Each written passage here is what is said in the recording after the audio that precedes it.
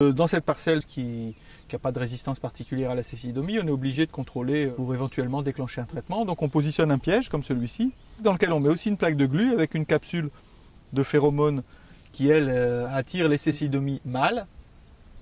Et on vient contrôler au moment de la floraison, plutôt même de l'épiaison, en fait, dès la sortie de l'épi de la gaine jusqu'à la floraison, on vient contrôler la présence ou pas de cécidomies. On voit noir là, ce ne sont pas des cécidomies, c'est des petites méligettes, je ne sais quoi, qui sont venues se coller sur la plaque de glu. Les cécidomies, on les voit, elles sont oranges et toutes petites là, elles se sont collées.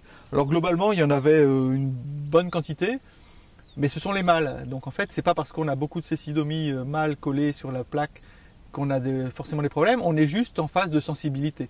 C'est pas parce qu'on trouve des cécidomies qu'il faut absolument déclencher le traitement. Non, c'est un ensemble d'observations. On vient le soir, quand il n'y a pas de vent, dans la parcelle, vérifier si on voit beaucoup de femelles en position de ponte qui s'approchent des épis, qui se posent sur l'épi pour pondre.